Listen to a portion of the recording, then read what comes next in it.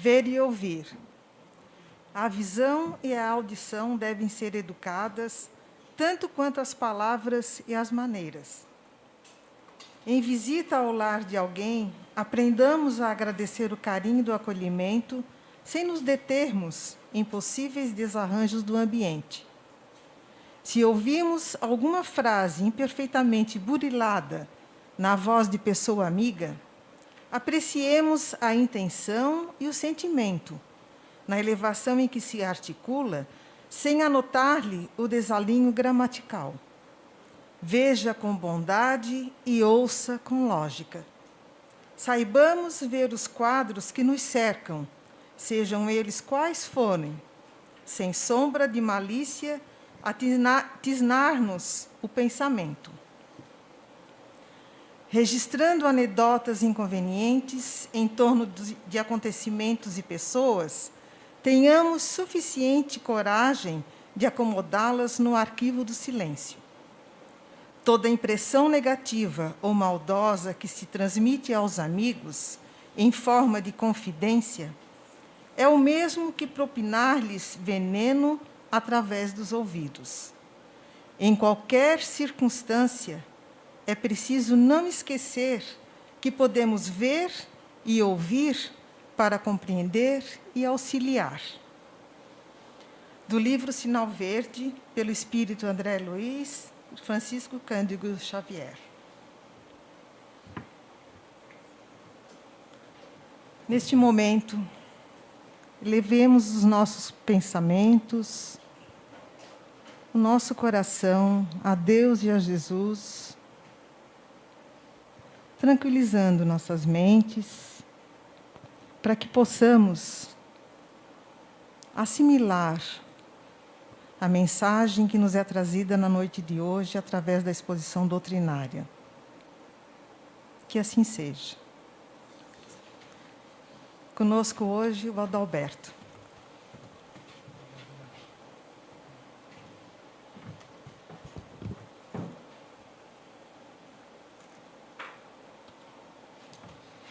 Casa cheia, coisa linda.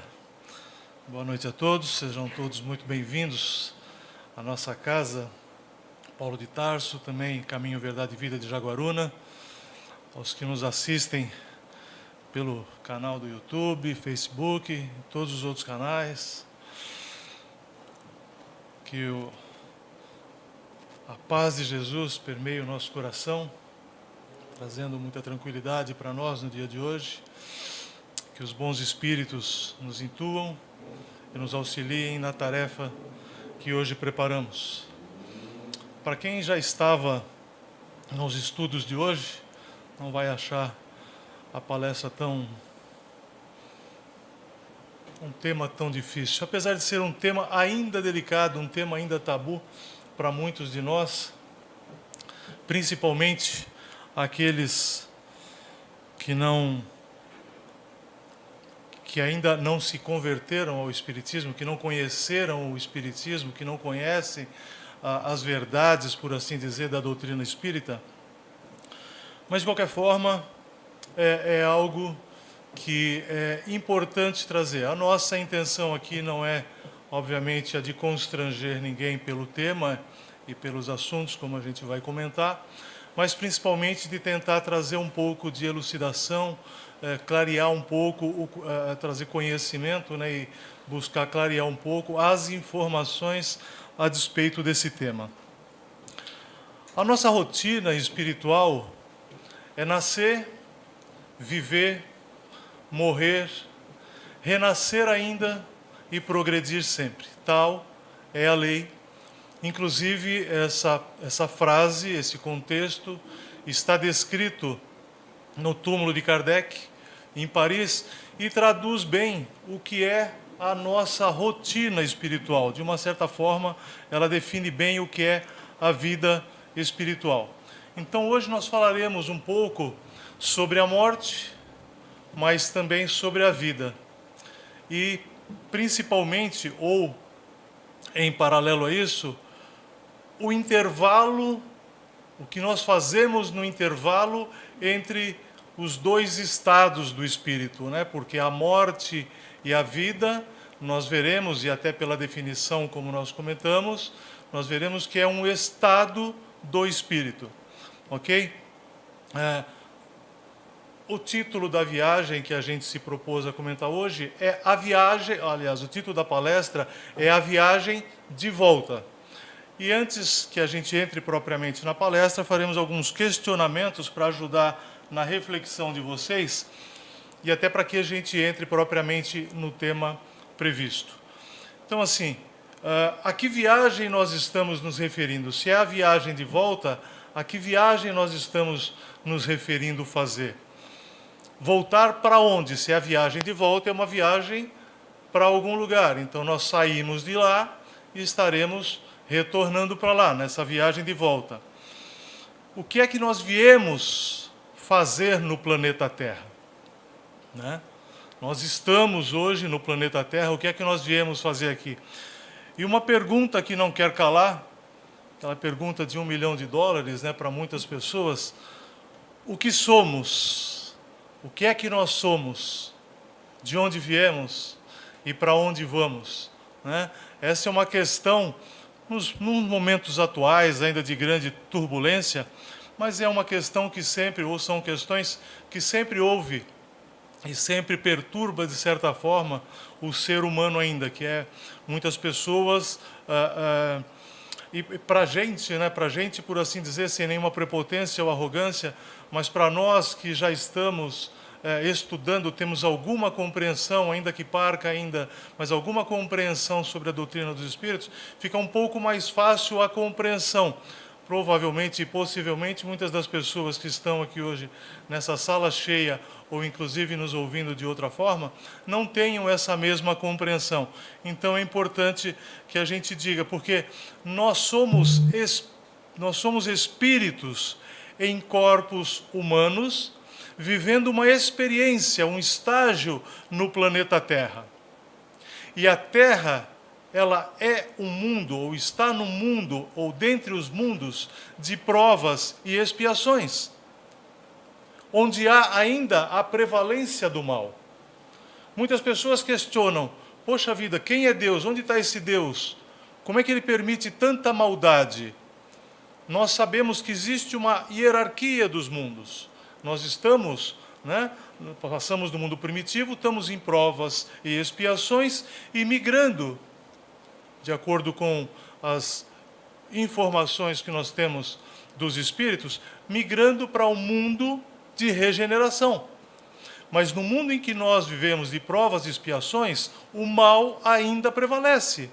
Obviamente que não há 100% do mal, mas ainda não há 100% do bem.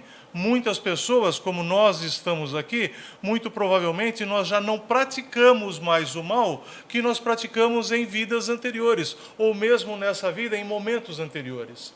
Possivelmente, os esclarecimentos que nós já tivemos, a elevação moral que a gente vem adquirindo, possivelmente já não nos permita mais fazer o mal deliberadamente. Talvez até ainda o façamos, mas não de forma deliberada, fazer o mal pelo mal. Penso que, de alguma forma, a gente já tenha se elevado a esse ponto. Talvez a própria presença do grupo aqui hoje já garanta que nós estamos num caminho, estamos pleiteando, estamos trabalhando para esse caminho. Então é importante que saibamos que, neste mundo, a felicidade plena, aquela felicidade que nós podemos almejar e que Jesus nos conta em algumas situações, em algumas passagens do Evangelho, ela não será atingida nesse momento, porque nós estamos ainda num processo, né, nesse estágio na Terra, então nós não seremos felizes suficientemente ou de acordo com o que será possível enquanto estivermos na Terra, porque o nosso lar, efetivamente, o nosso lar, não aquele nosso lar do filme do Rio de Janeiro, mas o nosso lar espiritual, ele não é aqui. Como nós falamos, nós estamos seres humanos e nós estamos terráqueos, mas nós não somos daqui. Jesus nos disse: há muitas moradas na casa de meu Pai. Nós, como seres espirituais que somos, nós estamos aqui, mas não somos daqui. Que fique entendido dessa forma. Então, nós somos do universo. Muito provavelmente, nesse processo de evolução, já vivemos milhares de vidas, ou de anos pelo menos, e quiçá iremos viver ainda milhares ou milhões de vidas até que atinjamos a situação mais perfeita que nos é trazida para o nosso conhecimento, que é de Cristo Jesus, que também, como é falado, e principalmente Chico Xavier nos trouxe essa informação, Cristo, ou Jesus da Terra, não é o ser mais evoluído que existe. Existem outros Cristos, pares dele e outros Cristos. Ele é o Cristo governador do planeta Terra. Imagina que a Terra tenha 4,5 bilhões de anos, mais ou menos, e ele já há 4,5 bilhões de anos atrás, ele já tinha condições de estruturar, de fazer o planejamento e bolar tudo isso aqui, criar tudo isso aqui. Então ele já é extremamente evoluído. Mas imagina o Cristo que coordena a galáxia, a Via Láctea e as outras galáxias que compreendem mais ainda. Então, assim, a evolução, ela é literalmente infinita. E é importante que a gente tenha essa noção de que nós estamos ainda, como diz o Chico ainda, né, a gente está rastejando no desenvolvimento. Então, quando a gente fala voltar para casa, fazer essa viagem de volta para casa, é o processo que nós estamos fazendo e que nós, inevitavelmente, inequivocamente, passaremos por isso, né? Agora, quando faremos essa viagem de volta para casa? E o que é essa viagem para casa, né? Possivelmente vocês já ouviram, eu já ouvi, muitas pessoas dizerem que a única certeza que se tem na vida é a... Viu como vocês sabem? A gente tem isso, né? A gente fixou que a única certeza da vida é a morte. E a gente vai ver que a morte, ela não existe. Pelo menos a morte para nós, enquanto espíritos imortais que somos, né? Quando nós nascemos ou reencarnamos, nós trazemos ali peladinho no nosso bolso a nossa passagem de volta. Nós já viemos com ela. Está comprada e paga. E a gente sabe que um dia vai usar. Só não sabemos ainda quando. Quando é que o bilheteiro vai passar e falar: sua passagem, moço, por favor. Mas ela vai chegar. Esse dia dessa passagem da morte, aliás, a morte tem tantos nomes. Curioso, quando preparava esse trabalho e fazendo algumas pesquisas, eu me deparei com vários nomes dados à morte que confesso que me surpreendeu, com vários deles que eu desconhecia. Por curiosidade, eu vou trazer aqui apenas para a gente ver alguns deles, né? Fim da vida, falecimento, óbito, perecimento, finamento, fenecimento, extinção, decesso, defunção, libitina, ortotanásia, trânsito, traspasse, traspassamento, exício, parca, desencarne, esse nós conhecemos, passamento e passagem. Confesso que boa parte desses aqui eu não conhecia, não sei se alguém tenha o conhecimento, talvez tenha alguns termos, tem alguns que são originários gregos e etc. aqui, mas eu confesso que exício, libitina, ortotanásia, eu não tinha a mínima ideia. Desencarne faz parte do nosso dia a dia, pelo menos em termos de conhecimento, graças a Deus. Passamento e passagem. Passamento e passagem é o título dado ao capítulo 1 da segunda parte de o livro O Céu e o Inferno, que é um dos livros do Pentateuco de Kardec, que inclusive várias das pessoas aqui fazem parte de um grupo de estudo e nós estamos estudando, estamos exatamente nessa parte, e eu me socorri dessa dessa literatura para falar um pouco a respeito também. Logicamente e naturalmente nós não iremos discorrer todo o capítulo a respeito disso, mas ele é riquíssimo e seria importante que quem busque ter uma compreensão um pouco maior do processo de desencarne e como se dá o desligamento do corpo físico com o espírito, ou seja, essa passagem, esse desenlace dos lhames, e a gente vai explicar um pouco mais adiante, desses lhames do corpo físico com o espírito, seria muito importante que lesse isso. Então, é o capítulo 1 da segunda parte do livro Céu e o Inferno. Procurem lá. Mas a gente, obviamente, vai trazer algumas das partes até para a gente elucidar um pouco e ter o entendimento desse processo de transição, até porque boa parte de nós, espíritas, já não tememos mais a morte. Temer no sentido, eu tenho medo da morte. E eu estou falando aqui da nossa morte, do nosso desencarne. Não no desencarne de um parente, que aí talvez ainda, por uma questão de apego, a gente ainda é um pouco mais sensível a isso. Mas, de uma forma geral, muitas pessoas aqui estavam estudando algumas passagens do Livro dos Espíritos, inclusive, e fala-se muito sobre essa questão, estava exatamente falando sobre essa situação. Mas nós ainda temos uma certa angústia quando falamos sobre esse momento do passamento, essa passagem. Como é que vai se dar essa passagem? Como é que vai ser esse momento? Como é que vai ser esse desenlace do nosso corpo físico com o espírito? Como é que isso acontece? Como é que esses laços fluídicos vão se libertar? Isso nos causa uma certa temeridade, uma certa angústia e até uma certa ansiedade. Talvez em vocês não, mas a mim confesso que ainda estou pensando como é que vai soltar essa linha toda aqui, né?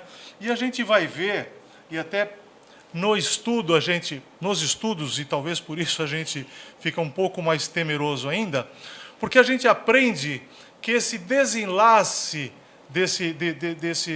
desses fluidos, ele não é igual para todos nós. Não é para cada um de nós que vai, quando a gente deixar o planeta Terra e voltarmos para a nossa casa espiritual, para o nosso lar espiritual, fizermos a nossa viagem de volta, ela não vai ser igual para todo mundo. Mas, independentemente de qualquer pessoa, de qualquer um, absolutamente todas as pessoas, todos os seres humanos passarão por esse momento. Não importa se é rico ou pobre, não importa se é negro ou branco, não importa a etnia, se é um rei ou se é plebeu, se é um católico ou se é um protestante, se é um evangélico de qualquer uma das igrejas, se é um budista, um islâmico, um hinduísta, um judeu, um ateu ou mesmo um espiritista ou um espírita, que somos nós. Inequivocamente, todos nós, sem exceção, passaremos por esse momento. E quando dizemos que o momento não é igual para todos nós, ou para todas as pessoas, significa dizer que a sensação dolorosa da alma, e já explico aí para frente, por ocasião da morte, isso aqui eu estou reproduzindo o que está no item 4 desse capítulo 1, da parte 2ª, do livro O Céu e o Inferno. Muito bem. Passaram nessa prova. Então ela diz assim, o item 4. A sensação dolorosa da alma por ocasião da morte está na razão direta da soma dos pontos de contato. Não tem matemática nem física aqui. A sensação dolorosa da alma por ocasião da morte está na razão direta da soma dos pontos de contato existentes entre o corpo e o perispírito. E, por conseguinte, também da maior ou menor dificuldade que apresenta o rompimento. Explica-se. Nós temos o corpo físico, o perispírito e o espírito. Quando nós falamos ali naqueles liames, naqueles fios que ligam o corpo físico ao espírito ou perispírito, significa dizer que cada célula, cada átomo do corpo físico, existe uma correspondência no perispírito. Existe uma ligação fluídica em cada um deles. Então, enquanto há a vida, enquanto o nosso coração está pulsando, existe essa ligação. Ok? Então, para que haja, após o desencarne, após a morte, no passamento, na passagem, na transição, há esse desligamento entre esses fios. Sigamos. Não é preciso, portanto, dizer que, conforme as circunstâncias, a morte pode ser mais ou menos penosa para uns do que para outros. Por quê? Nós vamos ver que, em algumas situações, nós temos essa ligação muito mais forte não quer dizer que seja melhor ou pior, vamos dizer assim, são fios mais grossos que ligam o corpo físico ao perispírito. Ok? Então, obviamente, quanto mais forte isso, mais difícil de fazer essa dissolução, essa dissociação, essa diluição fluídica entre o corpo físico e o espírito. E explica-se, a causa principal da maior ou menor facilidade de desprendimento é o estado moral da alma. Isso está no item 8. Significa dizer que, quanto mais desenvolvido moralmente, mais fluídico são esses liames. Quanto mais apegados, quanto menos desenvolvido moralmente, mais fortes são esses liames. A afinidade entre o corpo e o perispírito é proporcional ao apego à matéria, que atinge o seu máximo no homem cujas preocupações dizem respeito exclusiva e unicamente à vida e gozos materiais. Eu vou ler novamente, que é bem importante. A afinidade, ou seja, essa ligação entre o corpo e o perispírito é proporcional ao apego à matéria, que atinge o seu máximo no homem, cujas preocupações dizem respeito exclusiva e unicamente à vida e gozos materiais. Sabemos que nós viemos para a Terra, para o planeta Terra, nesse estágio que estamos passando aqui, para o desenvolvimento intelectual e moral. Não podemos apenas ter o desenvolvimento intelectual sem o moral e vice-versa. Considerando que o desenvolvimento intelectual não necessariamente é acompanhado pelo desenvolvimento moral. E isso é um grande perigo. O espírito Lázaro, em 1862, se não me falha a memória, já trouxe uma mensagem importante, que ele diz o seguinte: à época, a virtude da vossa geração é o desenvolvimento intelectual, porém o vício é o baixo desenvolvimento moral. E de lá para cá, só evoluímos mais intelectualmente, tecnologia e etc., mas moralmente parece que nós continuamos nos mundos primitivos. Significa que, por vezes, esse desenlace está cada vez mais difícil pelo baixo desenvolvimento moral. Por outro lado, se por um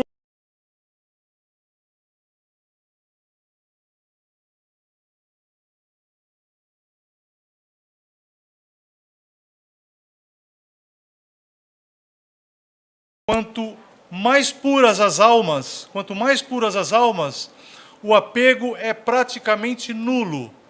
Significa dizer que há necessidade do nosso desenvolvimento moral. E o que é o desenvolvimento moral? São as práticas, como foi colocado há pouco aqui nos estudos que nós estávamos. É mais do que simplesmente falar vim aqui fazer uma exposição, falar um monte de coisas para vocês, e ali passou o cachorro e chutar. E na maioria das vezes a gente faz isso, porque o nosso crescimento, ainda que moral, ele é tijolo a tijolo, ele é muito tênue. Muitas das vezes uma encarnação vai servir apenas, vai ser possível apenas a gente dar um passo num dos grandes defeitos. Nós viemos aqui para passar pela misericórdia divina, para passar por provas e expiações. Muitas das provas a gente acha que vai passar com nota 5. Não, nota 7 é o mínimo para a gente passar. Se tirar 6,9, a gente vai ter que voltar para as mesmas provas. Não adianta passar mais ou menos, passar raspando, colar na prova, não dá. Passar pelas expiações sem passar com nota 10 não vai ser possível, nós vamos ter que retornar e passar novamente. Então, evoluir moralmente é a gente passar pelas provas, pelas vicissitudes da vida, pelas dificuldades, de uma forma apropriada, de uma forma zelosa, de forma que a gente consiga passar por isso. Imaginemos como é que se dá esse desenlace, por exemplo, com uma fruta. Imaginemos uma fruta quando ela está no pé. Um abacate, uma laranja, um pêssego, uma mexerica, que vocês não chamam de mexerica, né? Laranja cravo, alguma coisa assim. Eu sou de São Paulo. E sou corintiano, não sou flamenguista não, mas tudo bem. Então assim, imagina que você vai puxar uma fruta verde do pé. Como é que ela vem? Tu arranca o cabo dela, muitas vezes vem o galho junto. E o que acontece quando ela está madurinha? Tu coloca a mão, ela cai. Muitas das vezes ela cai sozinha. Imaginemos que quando nós estivermos evoluídos moralmente suficientemente, esses lhames vão estar tão tranquilos. Imagine uma passagem, talvez algumas pessoas de vocês já tenham acompanhado uma pessoa que desencarna pela idade, pelo tempo de vida, de uma forma tranquila. Depois de já ter passado por algumas situações, ela passa mais ao natural. E muitas pessoas passam por mortes bruscas, ou que não têm nenhum conhecimento. Alguns são como uma fruta verde arrancada do pé. Esses lhames vão ser doloridos, vai ser muito doído. E no passo que quem tem um desenvolvimento moral maior, já consegue passar de uma forma bem mais tranquila. Então, quando se fala da diferença de um para outro, nesse momento de passagem, nesse momento de transição, é exatamente isso. Se nós estivermos preparados moralmente, espiritualmente, nós vamos ter uma passagem mais tranquila, menos dolorosa, mais fácil, menos penosa para o nosso espírito. Ele não vai sentir a dor.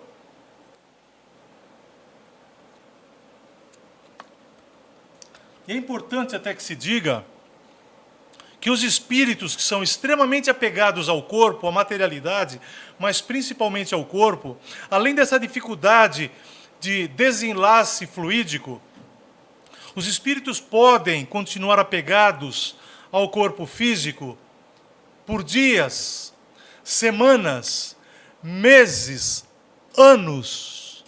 Eles podem continuar apegados ao corpo físico.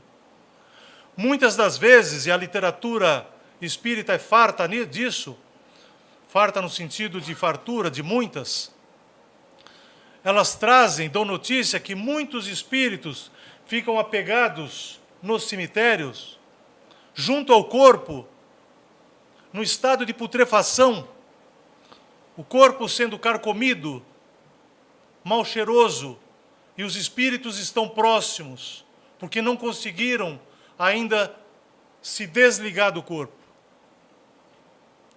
Isso acontece com uma certa frequência. A gente não sabe disso. Nós que temos algum conhecimento espírita, já temos o conhecimento. Alguns de vocês talvez não soubessem disso, passam a ter esse conhecimento. E a gente já começa a refletir como é que é o nosso estado espiritual, o que a gente está colocando na nossa bagagem, na nossa malinha, que nós estamos preparando para levar na nossa viagem de volta. Então, desde a vida, desde que nós reentramos no planeta, que nós reencarnamos, até o nosso desencarne, até a nossa morte, como é que nós estamos preparando? Como é que nós estamos buscando a nossa evolução espiritual, moral, intelectual, material? Não vamos ser hipócritas, nós vivemos no mundo material. Ninguém está aqui fazendo apologia à pobreza, não é essa a questão. É bom que tenhamos condições, cada vez mais, até para poder compartilhar com outras pessoas. Não é esse o ponto. Algumas pessoas acham que a Bíblia e o Evangelho falam muitas questões com relação à riqueza. Fala assim, é proibido ser rico. Não há nenhuma proibição da riqueza. A questão é o que você faz para ter a riqueza e o que você faz depois que obteve essa riqueza financeira. Como é que você lida com essa situação? Muitas pessoas usurpam de outras pessoas para ter um quinhão maior. E nós sabemos que não é isso, né? A parábola do pobre, do rico e Lázaro, por exemplo, traduz bem essa situação. Não vou me ater a isso aqui agora. Mas é importante que a gente entenda, e o Evangelho de Jesus, há mais de 2000 anos, ele já veio, deixou a Bíblia aqui, os evangelistas trouxeram para a gente. E desde 1857, quando Kardec, através dos Espíritos, nos trouxe o Livro dos Espíritos, nós já temos isso, 160 anos, nós já sabemos disso, e continuamos agindo de uma forma, muitas das vezes, desculpe a expressão, porque eu falo por mim, leviana até. Então, esses momentos que nós temos a oportunidade de vir aqui, é fazer um chamamento a esse tipo de reflexão, porque, inevitavelmente, nós passaremos por isso. E alguns de nós só vamos saber disso a hora que estivermos do lado de lá. Há uma recomendação, inclusive, das autoridades espíritas, e isso é trazido por muitos espíritos elevados, inclusive a Joana de Ângeles trouxe isso também, inclusive através do Divaldo, sobre a questão da cremação, que é recomendado um tempo de pelo menos 72 horas, para que de fato essa dissociação dos lhames aconteça. Infelizmente, as autoridades sanitárias e funerárias e governos não têm o conhecimento que nós temos em relação à questão espiritual. Neste momento de pandemia, por exemplo, com 6 horas já estava morrendo alguns amigos, parentes nossos, etc., e estavam sendo enterrados. Obviamente, nos foi trazido também a informação de que os espíritos, o mundo espiritual, tinha uma equipe própria para acolher esses irmãos que estavam desencarnando dessa forma, até por conta de diversas situações, inclusive dessa questão de cremação rápida ou de enterro com pouco tempo, onde o espírito, muitas das vezes, não tinha nem mesmo a oportunidade de fazer essa liberação de uma maneira geral. Portanto, nós sabemos, e como nós falamos, a morte não existe. Isso é uma meia-verdade. Então, toda meia-verdade é uma mentira inteira. Como nós dissemos que somos, não estamos, mas somos espíritos imortais, então nós não morremos, né? Jesus Cristo, ele, ao ressuscitar, ele matou a morte. Ele surgiu dos mortos e ressuscitou. Apareceu no terceiro dia para Maria Madalena. E nós, como citamos há pouco, desde que Kardec nos trouxe, através dos Espíritos, o Livro dos Espíritos e vários conhecimentos, e André Luiz, por exemplo, através de Chico, é riquíssimo nesse tipo de coisa, dessa situação, nos mostra e nos comprova que a morte só existe do corpo físico, mas não do espírito. Então, o espírito é imortal. Eu vou trazer para vocês aqui uma experiência ocorrida em abril de 1862, portanto, 160 anos, vai fazer daqui a pouco, que consta também no capítulo 2, nessa segunda parte do livro não é dos Espíritos, é no céu e inferno. Isso, passaram na prova nessa, né? Então, assim, está no capítulo 2, a segunda parte do livro Céu e Inferno, que é vivido pelo Sr. Sanson. Sr. Sanson foi um respeitado membro da Sociedade Espírita de Paris, uma pessoa muito inteligente, com muito conhecimento sobre o espiritismo à época, muito espiritualizada, e desencarnou, portanto, em abril de 1862, depois de um ano por passar por problemas de saúde e por sofrimentos muito, muito fortes. E ele escreveu, então, uma carta, como ele sabia que estava por morrer, ele escreveu uma carta para o presidente da Associação Espírita de Paris, dizendo, e eu vou me permitir ler essa carta, depois eu traduzo aqui, mas vou ler para que entendam como é que é o conteúdo dessa carta, porque é de suma importância para o assunto que nós estamos falando. E ele diz o seguinte: caro presidente, caso minha alma se separe de meu corpo de um momento para outro, que eu morra de repente, venho reiterar-vos um pedido que vos fiz há cerca de um ano, no sentido de evocar o meu espírito o mais breve possível, ou seja, assim que eu desencarnar, evoque o meu espírito, a fim de que, como membro bastante inútil, demonstrando a humildade dele, bastante inútil da nossa sociedade, poder prestar-lhe para alguma coisa depois de morto, esclarecendo fase por fase, minuto a minuto, as circunstâncias decorrentes do que vulgarmente se chama de morte, e que para nós outros, ou seja, para nós espíritas, não passa de uma transformação segundo os desígnios insondáveis de Deus. Além desse pedido, que é uma autorização para que me honrardes com a sua autópsia espiritual, talvez improfícua em razão do meu quase nulo adiantamento, e que vossa sabedoria não consentirá ir além de um certo número de ensaios, ou seja, faça essa evocação, mas se não der certo, desista. Ouso pedir pessoalmente a vós, como a todos os colegas, que supliquem ao Todo-Poderoso a assistência de bons espíritos e a São Luís, nosso presidente espiritual, em particular, que me guie na escolha e sobre a época de uma nova encarnação, ideia de que há muito me preocupa. Ou seja, ele sabendo que iria desencarnar e sabendo desse processo de passamento, de desligamento, ele queria comprovar ou ter a possibilidade de mostrar aos amigos, ao presidente da federação, como é que seria isso. Essa questão da evocação espiritual, existe um capítulo no livro dos médiuns, capítulo 25, se não me falha a memória, que fala sobre a evocação espiritual. Não vamos aqui agora entrar nesse tema, até porque a gente não tem tempo suficiente para isso. Não é algo que se sugere fazer ou muito comum.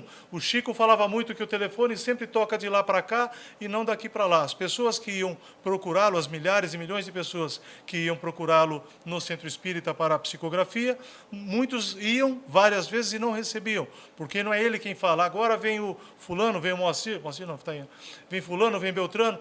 Não, é o Espírito que aparece para fazer essa convocação. Mas ele era uma pessoa bastante desenvolvida espiritualmente, intelectualmente, moralmente, fez essa solicitação, solicitou aos amigos, ao presidente, que fizesse isso. Então, esses amigos e presidente, obviamente todos médios, assim que ele desencarnou, ele estava no velório, ele fez a solicitação. Uma hora antes do enterro, eles foram e fizeram essa evocação, pedindo a Deus a permissão de que pudesse fazer essa evocação para conversar com ele, com o espírito do Sr. Samson. E o relato que consta nesse capítulo, é muito importante que vocês leiam para entenderem como é que se dá isso, para e passo, foi transcrito de uma forma bastante a miúde, de como é que é esse desligamento. Ele que passara tanto tempo com problemas de saúde, ele depois, já a partir do momento que já houve o desenlace dele, que ele era uma pessoa evoluída moralmente, então esse desenlace foi relativamente rápido, ele já não sentia mais dor, ele já não sentia mais nada.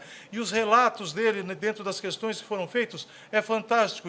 Incito-os a ler esse processo para ver que tudo isso é muito importante. E é importante que a gente tenha fé e que conheça e que se convença disso. Não se convença por paradigmas, mas pelo estudo, pela crença e pelo conhecimento de que isso que nós estamos falando aqui não é brincadeira e não é achismo. Os espíritos vêm e vieram para nos dar testemunho disso. Então isso ocorre. e vai ocorrer conosco. Então, preparemo-nos para esse momento, para essa situação. Já que a gente sabe o que acontece, vamos nos preparar. Se não fizermos isso, vamos revirar a nossa bagagem, ali a nossa malinha, vamos tirar alguns lixos que estavam lá dentro, vamos começar a partir de hoje a colocar algumas outras coisas que servirá para a vida eterna e não para a vida terrena aqui. É aquela história, onde estiver o seu tesouro, estará o seu coração. O que nós estamos colocando? Onde é que está o nosso coração? O que nós estamos guardando efetivamente? Obviamente, todos esses amigos eram médiuns, né? Então, essa permissão foi dada ao senhor Samson por merecimento e porque ele invocou pouco antes de morrer, e ele narra isso ao Altíssimo, à divindade, que permitisse que ele viesse para nos dar esse testemunho que hoje estamos testemunhando para vocês. Então, assim, para encerrar, eu queria deixar como um resumo para vocês que nós falamos hoje. Primeiro, que nós somos espíritos imortais. Nós não morremos. Quem morre é o nosso corpo físico. Esse corpo que está servindo e me chama hoje de Adalberto, ele não é meu, ele está emprestado para mim. Eu tenho que cuidar dele o máximo. Mas assim que parar de bater, de pulsar o meu coração, o meu espírito sobe e ele continua aqui. Sobe ou desce, né? E ele continua aqui. Nós estamos vivendo uma experiência na carne. Então, nós somos espíritos vivendo uma experiência, um estágio na carne. A morte é apenas do corpo físico, pois o espírito não morre, como dissemos há pouco. Nós estamos aqui para evoluirmos enquanto seres espirituais, evoluirmos moralmente e intelectualmente, mas principalmente moralmente. Que para evoluirmos, nós precisamos aprender a amar a si próprio, amar ao próximo e amar a Deus. E que para aprender a amar, nós temos que passar por provas e expiações, com grandeza, e não passar reclamando ou com nota baixa. Que para aprender a amar, nós temos que passar por essas provas e expiações, mas passar pelas provas e expiações temos que nos resignar e ter muita resiliência. Que Jesus e o Espiritismo mataram a morte. Então fique tranquilo, nosso corpo vai morrer, o nosso espírito é imortal. A nossa passagem, a nossa viagem de volta ao mundo espiritual poderá ser mais ou menos penosa, dolorosa, sofrida e dolorida, dependendo do apego material ou do desenvolvimento espiritual e moral que nós temos. Portanto, meus amigos, meus irmãos, de caminhada e perante Cristo, depende exclusivamente de nós, através do nosso livre-arbítrio, se nós queremos viver, como nós queremos viver e como nós queremos desencarnar. O resultado disso é o que nós estamos guardando na nossa bagagem. Que Deus nos abençoe a todos. Que assim seja.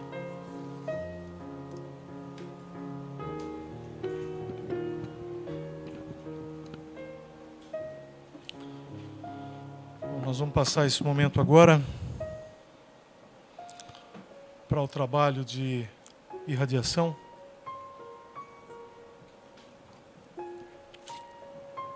Dado o elevado da hora, nós vamos agradecer a Deus mais uma vez pela oportunidade de estarmos aqui, de estarmos caminhando com essa doutrina maravilhosa que é o Espiritismo. Sabemos que somos espíritos imperfeitos, somos imperfectíveis, mas ainda temos muito por caminhar. Agradecemos, Pai, pela doutrina que nos esclarece. Se hoje ainda não temos condições de alçarmos ou de sermos alçados a mundos melhores e mais evoluídos, te agradecemos por termos a consciência de que estamos no caminho, de que Jesus é o caminho, a verdade e a vida. E que ao errarmos, ao cairmos, nos ajude, Senhor, a nos levantarmos para novamente prosseguirmos na caminhada. Te pedimos ainda, Pai, que abençoe a todos os irmãos aqui presentes e que estejam nos assistindo nesse momento, mas também e principalmente, Senhor, aqueles irmãos que estão necessitados, quer seja pelo auxílio das questões de doença do corpo físico, do corpo mental, os irmãos que estão hoje sofrendo por conta de guerras, de desatinos e de toda a ordem. Abençoa, Senhor, os governantes de todo o nosso planeta. Ponde em seu coração, Pai amado, um pouco da sabedoria dos anjos guardiões que cada um tem, que eles possam, Senhor, ouvir os mentores espirituais e que a vossa graça, que o Mestre Jesus, amparado por todos os seus auxiliares espirituais, possam abençoar o nosso planeta e que consigamos fazer a transição para o mundo de regeneração, se for de nosso merecimento. Que assim seja. Graças a Deus.